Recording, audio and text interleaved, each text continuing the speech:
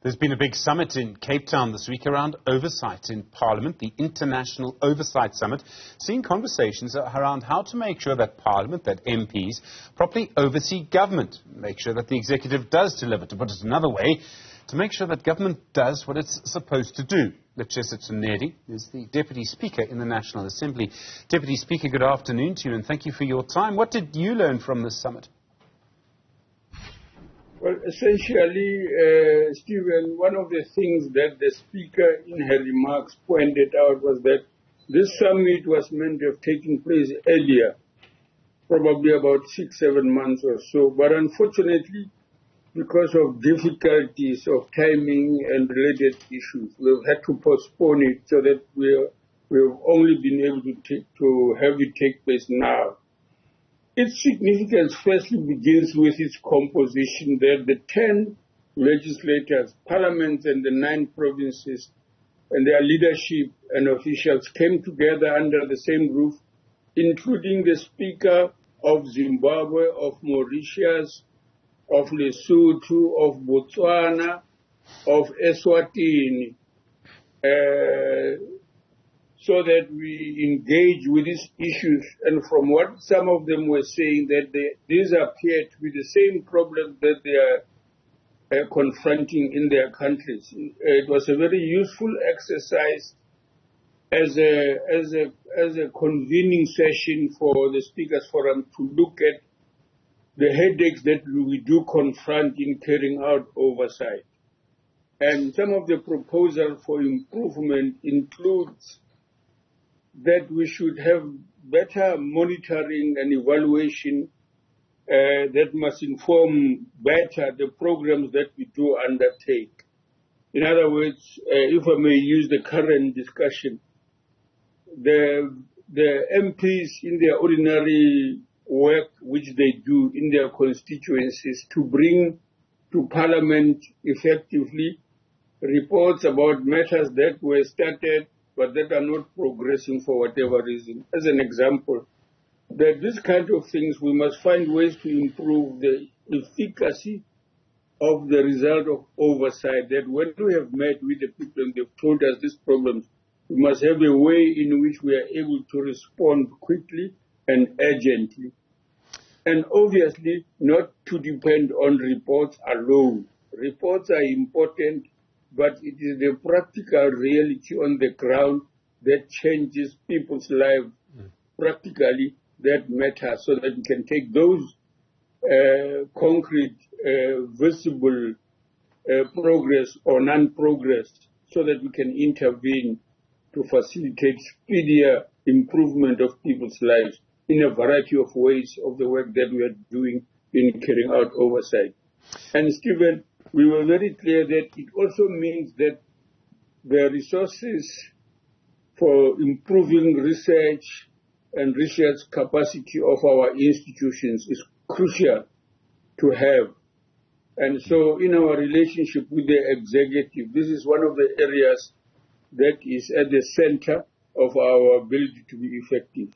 The Chief Justice and his running of the judiciary, some of the work they are doing will not be entirely successful just as us in the parliamentary environment, legislative environment, unless we are appropriately resourced in order to defend every rand that we spend so that it goes to what it was meant to do.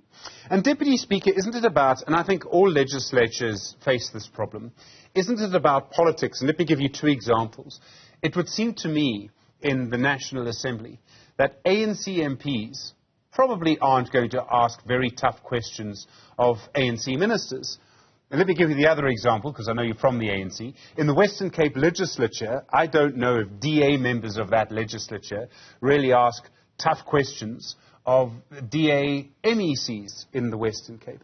And I mean, isn't this the same around the world? That's really the problem, is that you're asking people who belong to a political party to hold people who belong to the same political party accountable. Okay, there may well be some of that, but Stephen, let me say to you, we have been involved, and previously the leader of government business with some of the leadership of parliament, have intervened between ministers and committees precisely because of asking difficult, tough questions. And on the other hand, there have been ministers, executive members who have said, I could do with a little tougher questions and so on. So the issue is not as simple, it's rather complex. There are instances where officials, for example, have been told to go back because they didn't prepare sufficiently. The chairperson and his or her committee felt displeased with the quality of preparations for what they expected from the executives, and they were told to go back to prepare better. And these are instances that we do not see much reported on because they are crucial, they are important. Because there are also an element that I have to say that oversight is also not just confrontational issues. It's also collaborative. In other words, working together, such as we are doing.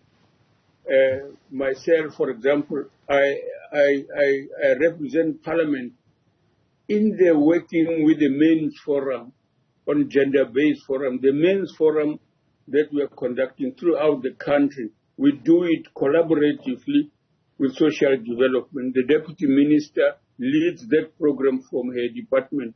And the work we've done together is crucial to dealing with these problems of gender-based violence and femicide.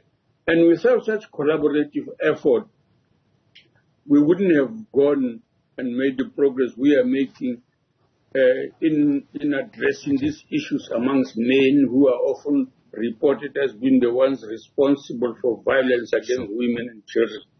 And so I'm just pointing out those elements as constituting part of the oversight experience that we do have.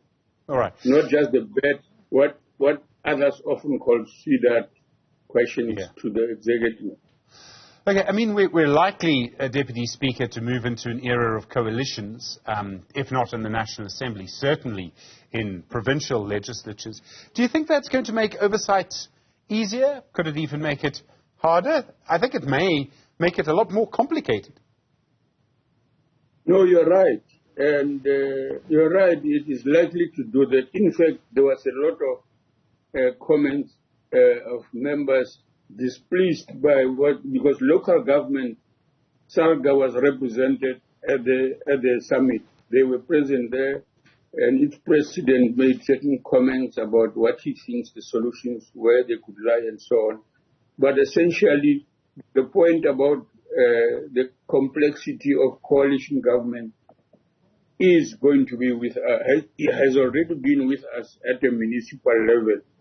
And I'm aware that people have been grappling with this question, including about whether it needs additional regulation to make certain things better, legally obligated, and not the choice of those who might be in a position of influence at any one point in the process. So yes, it is a complex and difficult issue.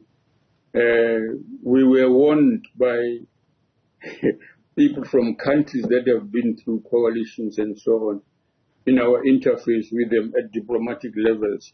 And we are aware that we are not the only ones facing this, that we must prepare better to do things differently if we can, to ensure that the focus of contestation does not undermine the efficacy of service delivery or just services that the people deserve, that the experience of citizens in our offices when they come in, they must demonstrate how well we are already doing. It must be those experiences that makes them feel that there's a difference in the manner in which the legislative sector, working with the executive on these issues, is producing results. And it is reflected in the experiences of citizens throughout the country, in every municipality and in every department. Okay. We saw during the Zondo Commission a lot of conversations around the failure of Parliament to hold government accountable. And there are great examples of this. In Kandla is possibly the perfect example. And in fact, the chair of that commission, he's now the Chief Justice, Raymond Zondo, said, I think 2 months ago now, that nothing had changed, that if state capture were to happen again, Parliament would allow it. Do you agree with that? I mean, would Parliament stop state capture if it happened again? No, I don't agree with him. Let me explain why. The first reason is that that process in itself created a determination by many people who many may have read about them because they have not been quiet, that they are not going to allow this kind of thing to happen.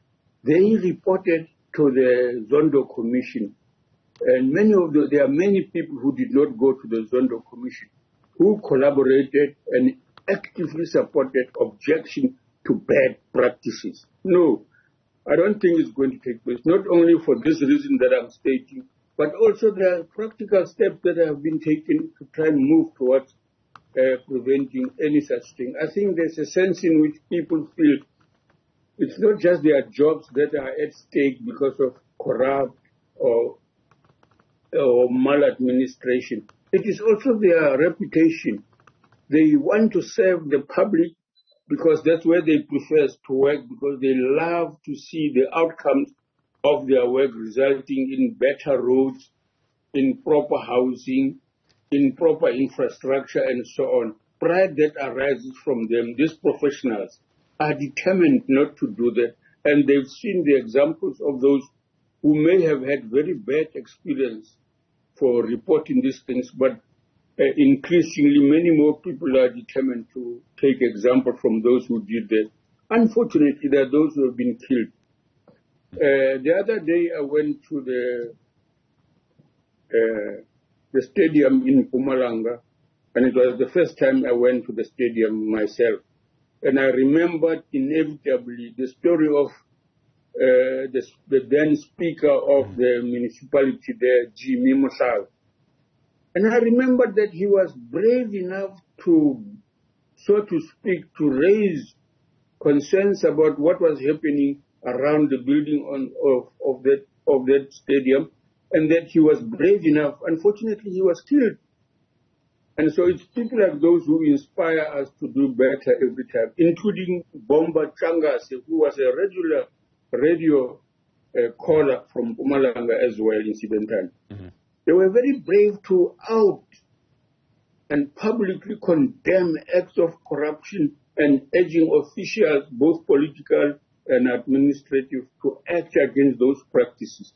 I think there's more people who are readier, and this has been the positive effect of the Zondo Commission, by the way, which Parliament supported fully in its way.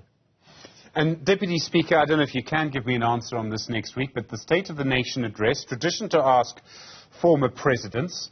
Do you know if former President Jacob Zuma will be coming to the State of the Nation address?